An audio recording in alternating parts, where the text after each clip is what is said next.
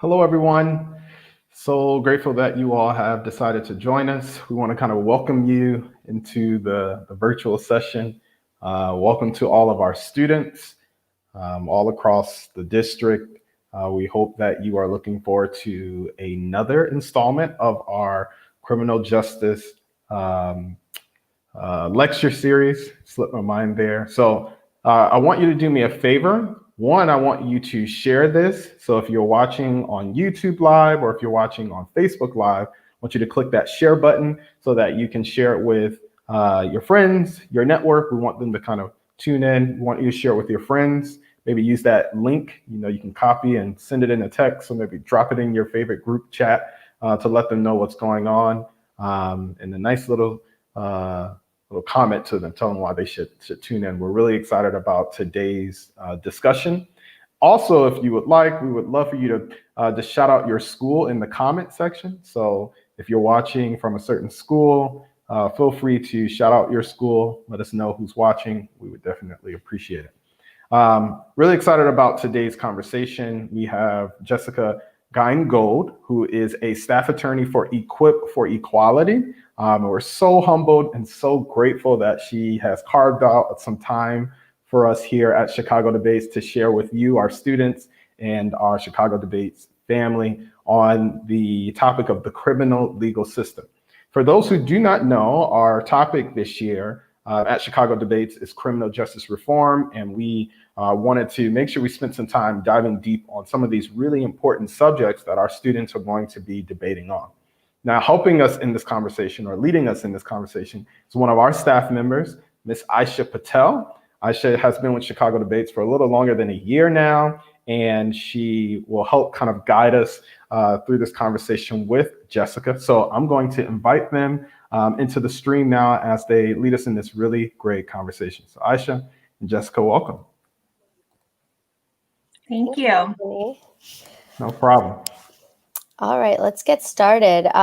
So like Anthony said, I'm Aisha, a program officer for school support, and I'm interviewing Jessica today, who is a staff attorney and has worked a lot with the juvenile justice system. So Jessica, can you tell us a little bit about your job and what your favorite thing about your job is?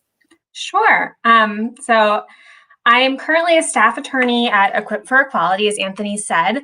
And at Equip for Equality, I work in the special education clinic, and my specific role is to work with young people who are court involved, meaning anything from police contact through the system, who will have disabilities and have educational issues. But up until August of this year, I was working as a juvenile defender and young adult defender. So I have 4 years of experience working directly representing kids and young adults in the justice system that were accused of crimes, and now I'm kind of in an adjacent role in getting to come at it from another angle. And I think my favorite thing about working in this field broadly, I think is twofold, really. The first is the clients, of course. I think any lawyer in this work often will say that, and it can sound trite, but I think it's true that it is working with clients, learning their stories, seeing them have successes both in court and in the system, but also outside of the system and in their lives, that can really keep you going in this work that is often so difficult.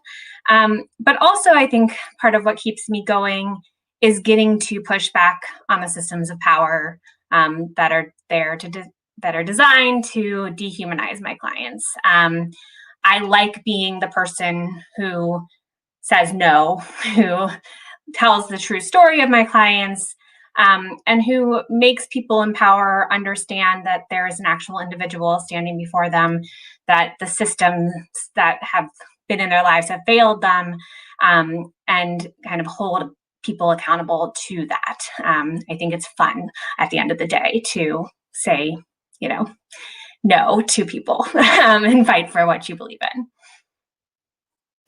Awesome. And then what made you decide to become an attorney? So my dad is a civil rights attorney. He's actually the lecturer, I think, at the next lecture. And he's a civil rights attorney in Ohio. And I grew up with kind of regular dinner conversations that were about suing the police and fighting the government, and just kind of understanding from a young age that the system's not equal and that you have to do work to make it work for people that are marginalized. But I didn't really grow up wanting to be a lawyer. I think as all young people, as I'm sure many of you who are watching this, you don't want to be your parents. You want to get away from your parents. Over a decade ago, I was working at MCFA Challenge, which is, I'm sure many people are familiar with, is a youth organization in Chicago. And I was working as a youth policy director for the Education Council at MCFA.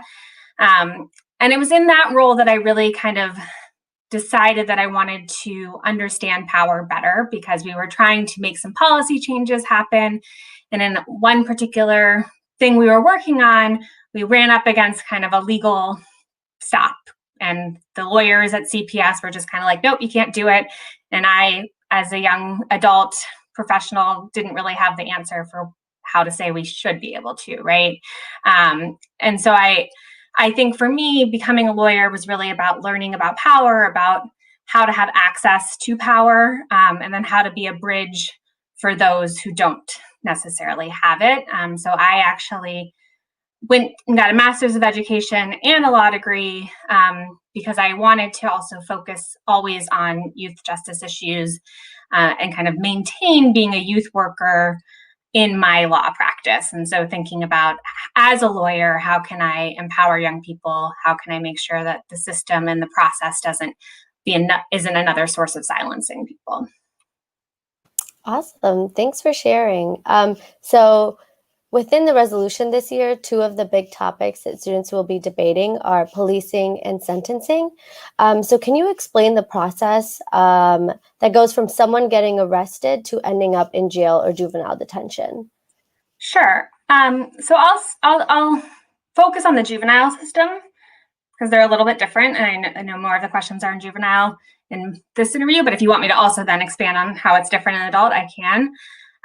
So in Chicago, and it's different in different places, if a young person is arrested, they are generally first brought to the police district station. And so there's different district stations, 11th district, 10th district, right? And so wherever they're picked up, they'll be brought to that station and be booked and then processed. If there's going to be a statement taken, it'll often happen there, before they're then transferred to JISC, which is a kind of juvenile processing center that Chicago police has.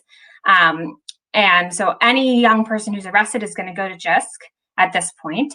And then there's going to be a risk assessment by people at JISC to figure out, is this a young person who we can release and give a court date to and say, come on this other, come to court this next day? Or is this somebody who we're going to hold overnight?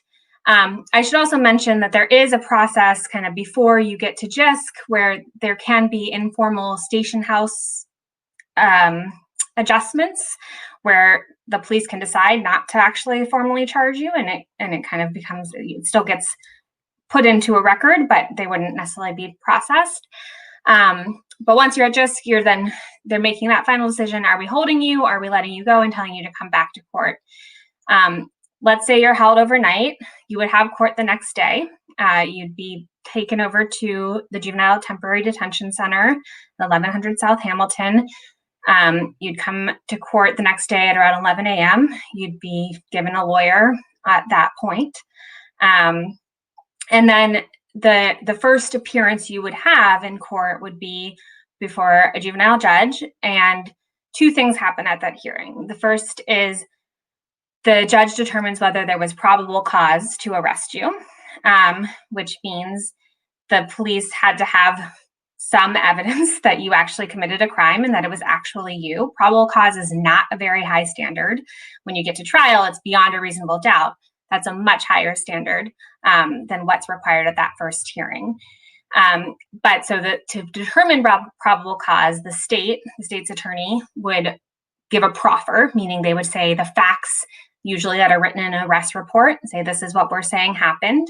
The defense attorney would have a chance to respond and say, well, even if you believe everything that they just said, it still doesn't amount to a crime, or this is why, there's not probable cause because it was an eyewitness who clearly couldn't see anything, those types of arguments. Most often, a judge will find probable cause because of how low the standard is. And then once probable cause is found, then it goes immediately into a detention hearing, which means that the judge is then determining should this young person be held, or should they be released? And if they're released, what conditions of release are there going to be? Is it going to be electronic monitoring? Is it going to be a curfew? Are they going to get an expediter, which is a special probation officer who would monitor you during pretrial time? If you're held, then you're put in juvenile detention center. And from there, various things can happen during the pretrial time. You're either out awaiting trial or you're in. If you're in, usually that means that's going to put more pressure to make things go a little faster. There's then going to either be a trial or a plea, or sometimes a nollie, meaning the state null process, what we call it, dismisses the case because maybe it was set for trial, but then the witnesses didn't come ever. And in juvenile court, you'll see more often that cases will just get dismissed because officers won't show up. Or it might get dismissed because the defense attorney has advocated and the state has realized this is a bad case. And then at trial, you'll either get a not guilty or a guilty, or you've pled guilty, and then you're sentenced to supervision, probation, intensive probation, or the most extreme would be being committed to the Illinois Department of Juvenile Justice. So that's a juvenile process. I don't know if you want me to also go through the adult process and how it differs. If you can, just so they know the difference. Yeah, so in the adult system, it's similar in many ways. You're arrested, you're brought to this police station. There's just no kind of screening at a specialized station. It's all going to happen at your district station. You could be released and given a summons to come to court at a different time. That generally happens in like misdemeanor cases. In felony cases, you're going to be held overnight and brought to bond court the next day. In bond court, that's at 26 in California. You're then going to get a lawyer, again, the morning that you're going to appear in court. And the same things are happening that happened at that first case in juvenile court. You're getting the state giving a proffer of what they think happened. The judge has to determine whether there's probable cause. Even more so in adult court, that's very perfunctory, meaning like it just happens. The judge doesn't, a lot of times I've even been in an adult bond court where the state won't even give a proffer. The judge will just say, I saw the police report, probable cause found, and there's no actual argument around probable cause.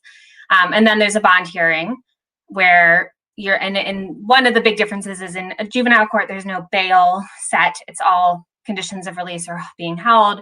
In adult court, we still have cash bail. So then you're arguing for an I bond, meaning release on their recognizance, let them go and come back on their own, or an I bond with special conditions, or EM, or a D bond, which is a part where you might get a $10,000 D bond. You have to pay 10% to get out, and the judge sets a bond, and then there's going to be a preliminary hearing, which is like another step before you can get indicted. And in the preliminary hearing, the police have to come and you might get to cross-examine them. That's where you get a more robust finding of probable cause.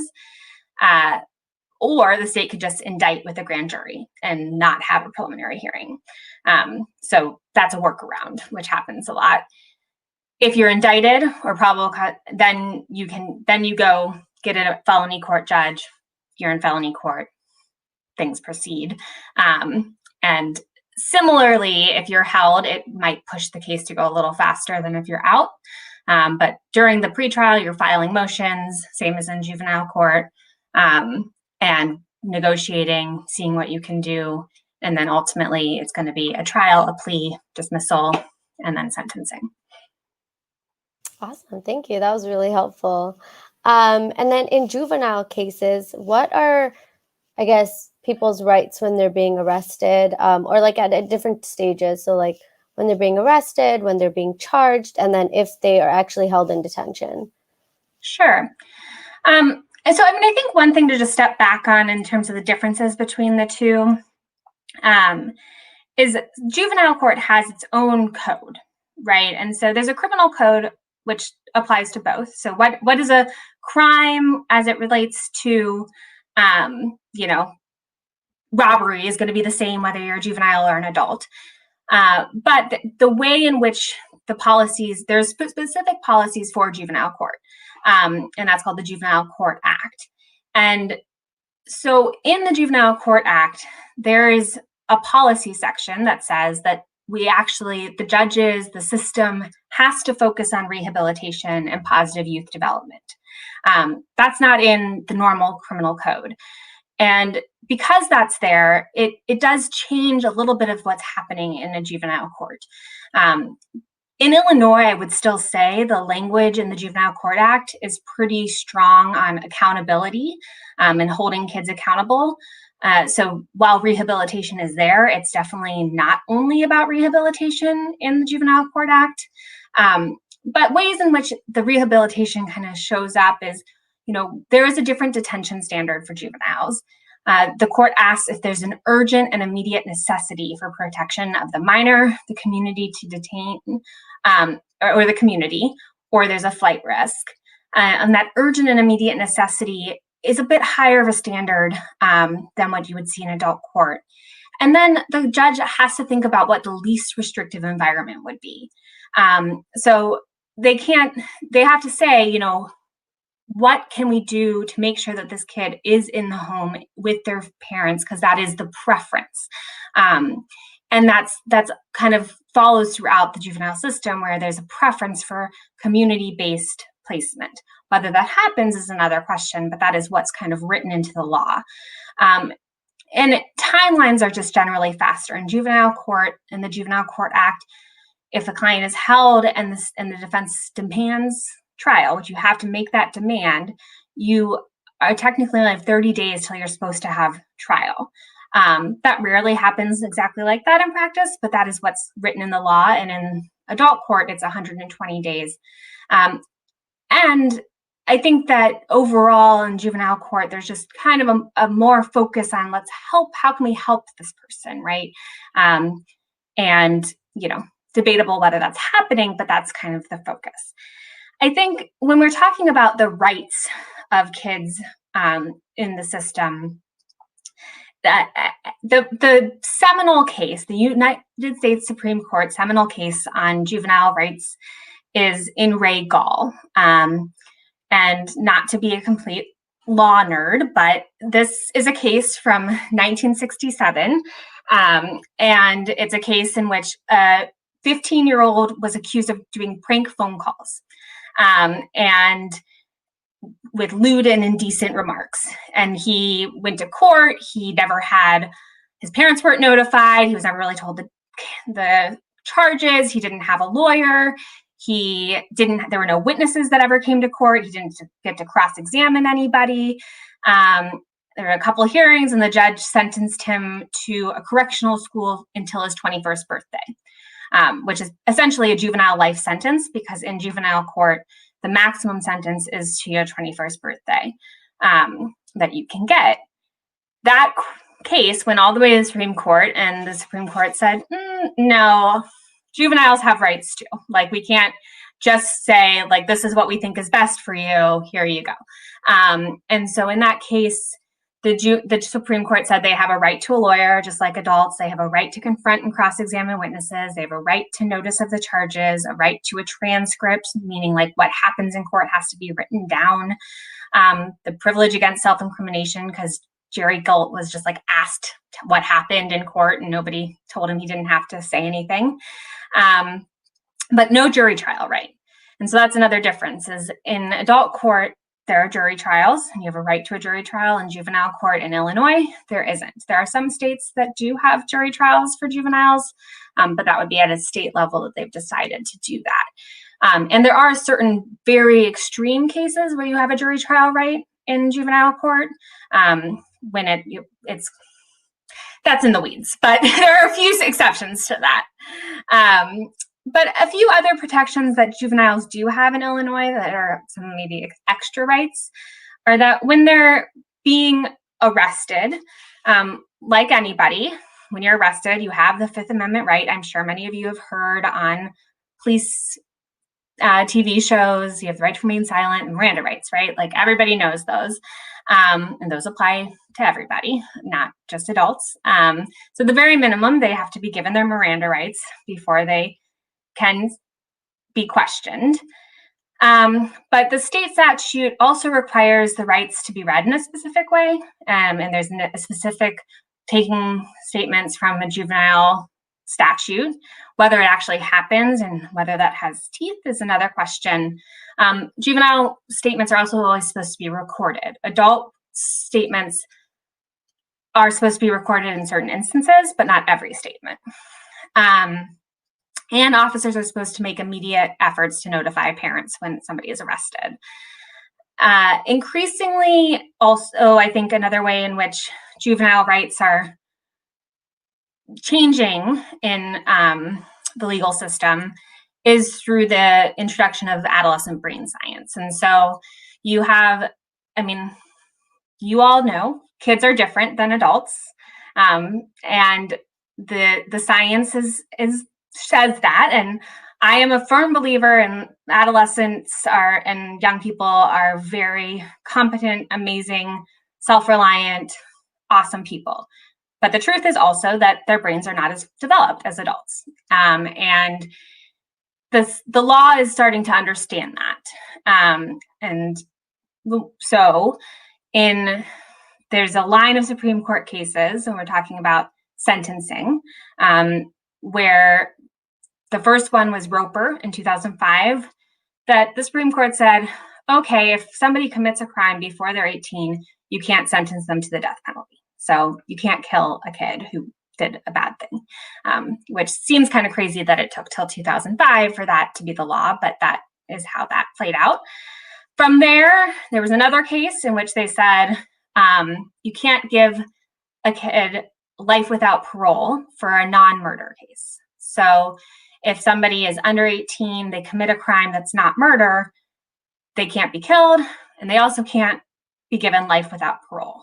Meaning that they'd never get out of jail ever. So you could go in at 15 and never get out. But then we had Miller, which was the next one that said, okay, if a kid is under 18 and they do commit murder, they can't be sentenced to mandatory life without parole, which means that the judge couldn't just, if there's a statute that says if you commit this kind of murder, the only sentence is mandatory life without parole, if you're under 18, the judge can no longer do that. They have to look at certain factors related to your age, your family context, the circumstances of the crime, your potential for rehabilitation, and make an individualized assessment before they can sentence you to life without parole.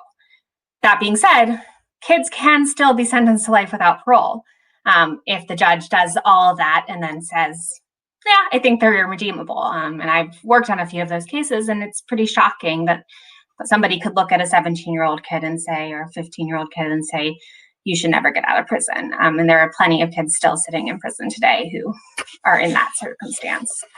I think a few other ways in which rights differ in kind of the arrest time isn't really about rights differing, but the court is also starting to understand that age matters when we're asking, like, is somebody in custody? So you'd think that's a pretty straightforward question. Is somebody in custody? Do they have handcuffs on? But it actually can be one that lawyers fight about, right? Like if a kid is picked up in school, taken to a principal's office, not put in handcuffs, but there's an officer there and there's a principal there, and they're all sitting in a room, like, is that custody or is that a conversation? And in JDB, another Supreme Court case, the court said age matters. We do want to look at, if you're a younger kid, are you going to think you're in custody? Are you going to think you're free to leave? Like maybe a 30-year-old would say, this is not I can tell I don't need to be here, I'm walking away, but would a 15-year-old in that setting feel that same way? And if they wouldn't, then that might mean they're in custody. So we do look at the age of the person. And increasingly, we're also looking at, courts are starting to look at race and age together, especially in cases right now involving flight. So, we know that a lot of people run when they see the police. And a lot of courts have said that that can be used to say that somebody's guilty. If you run from the police, you must be guilty. However, we also know that the police kill people, right? And kill people unjustifiably. And some courts are starting to recognize that that's another reason people might run. That if you are a Black young person in this country and you encounter the police, you have a different reality, and that it doesn't necessarily mean you're guilty. And so that's an interesting area of the law that's starting to move. And there's some good cases in Massachusetts and Illinois and DC that actually put in some of like what's happening with Black Lives Matter in the decisions that are coming out, and that are really exciting ways in which you can see what's happening in the country start to trickle into giving maybe some more rights to people in the system that often doesn't recognize the lived realities. Oh, that's really interesting. Thank you for sharing. And then can you tell us a little bit about the school to prison pipeline, what it is, and then how does it affect our youth, especially in Chicago? Sure. So it's definitely, I would say, one of the greatest civil rights issues of our time. In a nutshell, it's a series of policies and practices that result in significantly youth of color, being pushed out of schools and into the justice system. And I think if you break it down, like what causes the push out, what causes kids to leave to leave schools, right? I think the big one that has traditionally been talked about is the overuse of exclusionary discipline. And by exclusionary discipline, that's anything from a one-day suspension to expulsion. Over the last several years, there's been a push away from zero tolerance policies, which I'm sure many of you have heard about, which is where it used to be, you could have a long list of things that if the school would just say, if you do any of these things, you're expelled. We're not going to talk about it. That's dwindled down now in Illinois. It's a much smaller list of what you can actually be expelled for. But it's still a contributing factor that we have still a significant use of exclusionary discipline practices amongst schools here nationally. I think some statistics nationally, 1 in 20 white kids will be suspended at least once in their lifetime, whereas 1 in 6 Black kids would, right? And we know that just one out of school suspension, not even an expulsion, in 9th grade will double the risk of a young person dropping out. And when you look at young people with disabilities, you have 1 in 4, a Black youth with a disability, 1 in 4 of them would be suspended in their lifetime. So that's another kind of contributing factor to the school to prison pipeline. It's the use of school discipline, but it's also our kids in schools getting the resources they need to succeed. So you have just general education deficits and things that aren't, I'm sure many kids and students watching this are like, yeah, school's boring. That's natural, right? And that might just be part of what pushes some kids out. But for a lot of kids, I literally can't read yet, and nobody's helped me read, and I have dyslexia, and I'm not getting evaluated for that. And now I'm in 7th grade and I am acting out because I don't understand what's going on. And then I'm getting disciplined for that. And now I'm pushed out.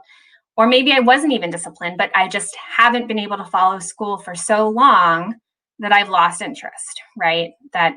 And the law, there are clear laws that say schools have to identify kids who have disabilities and then do an evaluation, provide specific services and interventions and accommodations. But we know that just because something's a law doesn't mean it's always going to happen. So it's a combination of exclusionary discipline use, failure to provide proper special education services, and just, I think, general underinvestment in schools that often lead to kids either being explicitly pushed out or dropping out. And then once a kid is out of school or disengaged from school or truant and not going regularly, they're much more likely to find themselves in situations where they're becoming court involved. And then kind of once you're getting sucked into the court system, it becomes very difficult to return to a normal educational life. Think about that system I talked about of you go to the police, you then go to the court, then you're in juvenile detention. Maybe you're only there for 5 days, but then you've missed school, and then you're going to go back to school. After you've missed school, you're not going to get any credits for the time you were up in there, even if you went to school, unless you were up in the juvenile detention center for an entire quarter. None of the work you did is going to come back with you to school. And so now you've like, well, I worked hard up there, but it doesn't matter because that's not going to transfer. So what am I doing this for? And now I'm a delinquent. Now they see me as a delinquent. I have an electronic monitoring cuff on my thing. I don't want to go to school where they're going to do that. Oh, the probation officer is going to pull me out of class. I'm going to feel awkward, or maybe I'm not. Maybe I'm now going to just be like, this is who I am. I'm the kid who has a probation officer. I'm, going on this new path because that's what they've told me I am. And it's really hard to ever kind of get back into that successful path, right? Once you're kind of in the other path. You have to go to court, miss school, right? Like all of these little disruptions add up. And, on top of that, and I know this is part of probably what you might go to next, is the policing in schools, right? That's another contributing factor. And you have SROs in schools interacting with kids with disabilities, kids who are acting out perhaps in a developmentally appropriate way, because teens are going to be teens and school's going to be school, and there's going to be situations where it's just like somebody is disruptive, but then it leads to a police encounter. And in Chicago, there's a lot of great research out there on kind of what's happened with SROs in schools. But one statistic is that kids with IEPs are 15% of kids in schools, students in schools, but make up 30% of police incidents in schools. So, maybe they didn't even have to drop out or get out of school to find themselves in or be pushed out, but they just had a police officer who happened to be in their school and then just took them right from the school into the justice system. And we also see a big overrepresentation of youth of color in terms of police incidents in schools. And I think one term I want to introduce in this conversation too is one that was actually relatively new to me when I switched jobs. We talk about like decarceration, but I think the school to prison pipeline can be thought about in a way thinking about the term misincarceration, which means basically they shouldn't be incarcerated, right? Like it was a mistake. That if the other systems had done what they're supposed to do well, then they wouldn't be in this system. And I think part of what I'm trying to do in my new role is really encouraging stakeholders in the justice system to think, we have, maybe there was a crime committed, but what really caused that? And was it a failure of the schools to do what they're supposed to do? Was it some discrimination on the part of the people, or biases or implicit biases that led to this moment? And is the justice system the best solution, right? If we recognize that kids with disabilities are best served by actually just having an IEP, an individual education program that provides them the right services, if we just get that in place, can we dismiss this case and get them out of the system, right? And so I think asking the question, what is the right system for young people to be in, for anybody to be in? Maybe it's if they're an adult and they have a mental illness, you have a lot of these diversion courts, but is court the right place when there's other systems that exist that are actually the ones that are designed to work with the more vulnerable populations. For sure. I appreciate you bringing up the different identities that factor into this as well, like race and ability. I feel like a lot of times we talk about race, but not so much ability. So it's really interesting hearing about the different statistics for students with disabilities and how they get pulled into the, the criminal system. But before we move on, if you do have any questions to ask, definitely put them in the comments below. The next question, so you mentioned a lot about the racial inequities in the system, but as a racial justice ambassador, can you tell us more about these racial inequities, especially in terms of things like cash bail, policing, and the courts, which are all topics that our students will be debating about this year? Yes. So, I mean, I think at this point, it's pretty known that racial inequities exist at every stage of the system. As I just talked about in terms of school discipline. So that's kind of the very beginning, and it starts like in preschool. You start to see these disparities in who's getting suspended from school. But then you get into the juvenile system. In Illinois in 2017, Black youth were 5 times more likely to be arrested than white youth and 6 times more likely to be detained. Far more likely to be committed to the Department of Juvenile Justice, which is the youth prison, and or to be tried as an adult. Because in Illinois, juveniles, and in most states, there are times when a juvenile can be tried as an adult. Nationally, Black youth equal 15% of the US population and make up 35% of arrests. In the adult system, Black people make up 12.2% of the population and 43% of those that are in pretrial detention. If we're talking about pretrial detention, that's when we're talking about often cash bail inequities and disproportionate arrest rates, right? So those are kind of the contributing factors to how you see the overrepresentation and the disparities in pretrial detention. And then the disproportionality just grows when looking at every step of the way. When you look at, was the person held is the first question. What happened at trial? What happened when they were sentenced? Are they given probation, diversion, or probation, or prison? When you're looking at the length of the sentences and whether the people who are on death row are going to be disproportionately Black. There is not a single part of the system I've seen, and I'm not a professor who's studying this day to day. I'm living it more than I'm studying it, but I've been in this world for some time, and I've never seen a part where there isn't a disparity.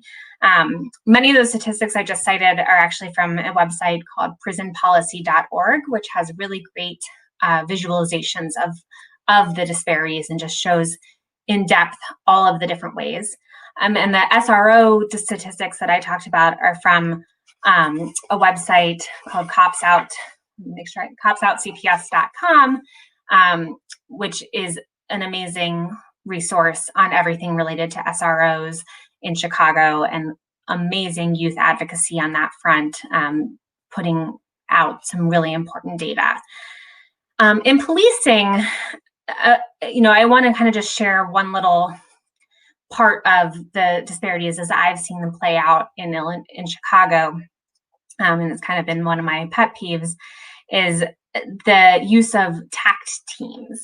And these are tactical units with Chicago Police Department that basically are roving units that drive around the west and south sides of Chicago, which are primarily Black areas, Black and Latino areas, and are just looking for guns and drugs.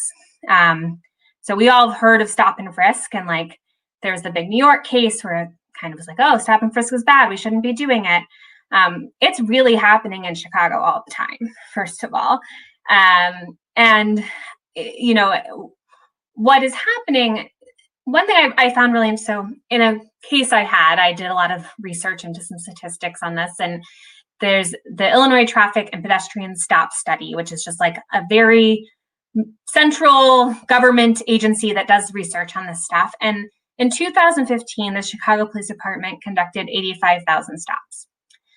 Then they've shifted to doing more of this kind of work. And in 2018, there were 489,000 stops.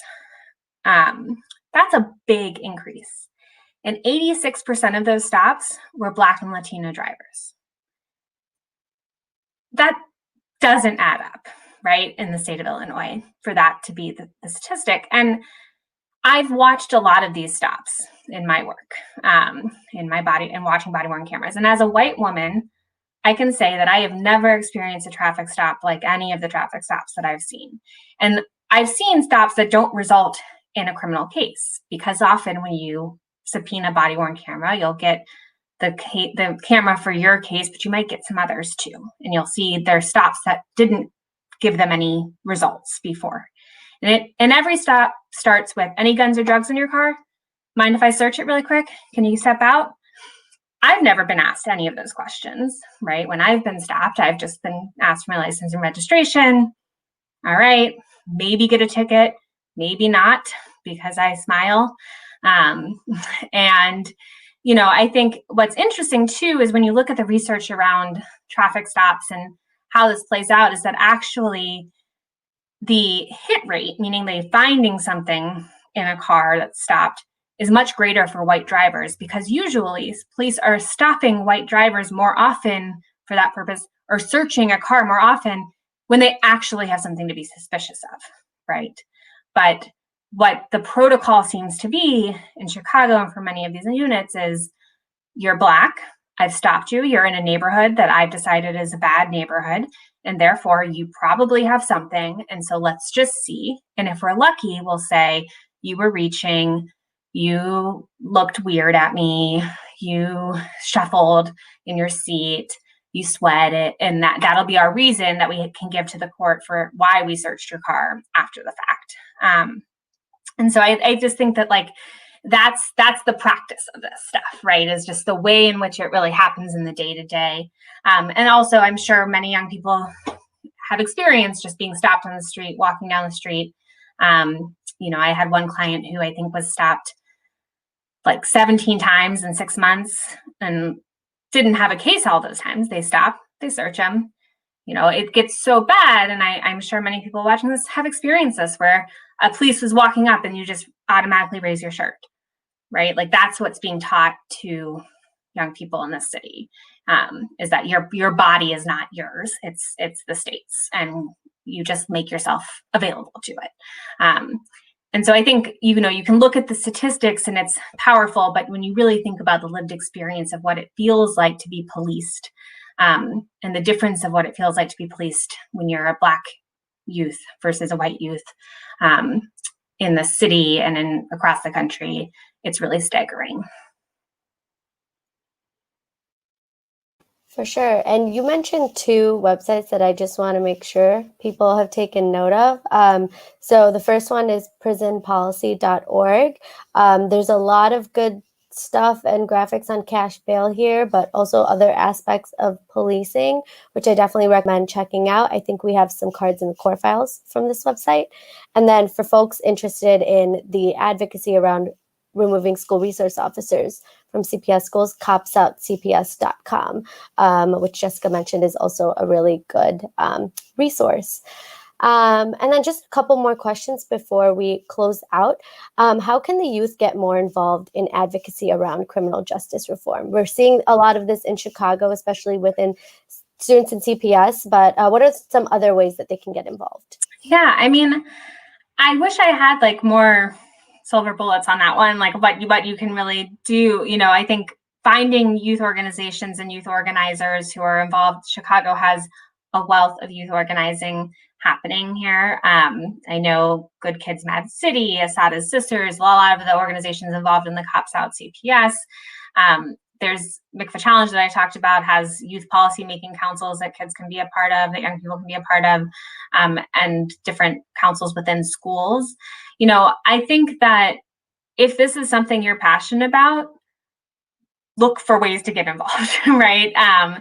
And, you know, when I one of the things that, like, when a kid is in the system already, when a young person's in the system, the resources that they have on the outside can be really meaningful to helping them get out of the system.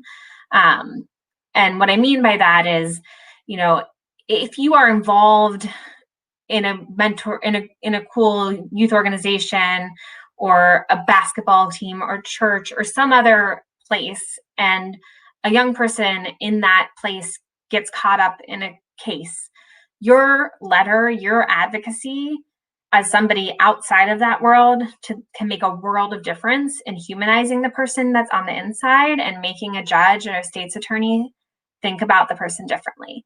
You know, hands down, the way that I have had successes in the system is when people from outside the system show up for those people. And so, you know, to the extent you know anybody who's gotten involved, who's been unfairly brought in, or they did something messed up and made a mistake and are in that position, you know, being somebody who will show up for them and show the court that they are human has a very powerful ripple effect. There's a system called participatory defense that's out of California. It's like debug Silicon Valley. It's like where it started, but now it's in a few different places where community organizers are trying to kind of create a new system of defense where it's not just a defense attorney, but actually community members coming together to help kind of support a case and think through, come up with mitigation, meaning the positive things about this person, theories, investigation, all the different parts. And I think it's a really powerful revisioning of who should be involved and who can be involved. So on a micro level, I just think, like, if you know people who are in it, stand by them. Awesome, thank you. And then I just have one last question before we can start taking some questions from the audience. What are you hoping students can learn from this topic? Obviously, it's very important and relevant, but what are some specific things that you hope students can get out of this? You know, I mean, I think I hope that, you know, students can lead us to a new system. You know, at the end of the day, I'm sure it's been pretty clear that I don't think the system works the way it's set up. But it's, you know, complicated, and there's lots of years and centuries of power built into it. And so I'm excited that this is the topic that you all are taking on this year, because it's a really powerful topic. And I think in this moment, there is more energy for change than has been in my lifetime. I'm not that old. Maybe my dad can share in the next segment about the longer trajectory of this kind of movement. But, you know, I think that the more that young people understand the system and can really engage with how it could be different, the more hope we have for changing it. So I think I'm just hopeful that in digging into this, you know, you all will be able to create new solutions and challenge the status quo that has clearly not served so many people. Awesome. Thank you so much, Jessica. I really appreciate you taking the time to come and speak to us about your work and how important it is for us to get involved in our communities and to make this world a better place. I really thank you for inviting me to it and giving me this space. It's been really fun. I wanted to jump in here to also thank you, Jessica, but to give a quick plug that our next lecture series will take place on Friday, October 23rd, I believe. And I believe your father will be sharing with us, who's also a lawyer. His name is Al Gerhard Stein, and you do not want to miss this. We're going to push our coaches to ensure that all of our students tune into this really special conversation that will be led by the executive director for Chicago Debates, Dr. Toynette Gunn. We also just want to give a quick plug. This just kind of came together today, but Dr. Gunn will also be on Fox 32 News this evening, I believe at 4 p.m., talking about how to prepare for a debate and as it relates to the most recent vice presidential debate we watched yesterday, as well as the presidential debate that was broadcasted last week. So definitely tune into Fox 32 and share this live stream. It will be held, I guess, in perpetuity on our YouTube page, as well as on our Facebook landing page as well, if you want to watch it at a later time. But we thank you all for joining us, and we look forward to seeing you in 2 weeks on Friday. And until then, have a good one. Thanks, Jessica. Thank you.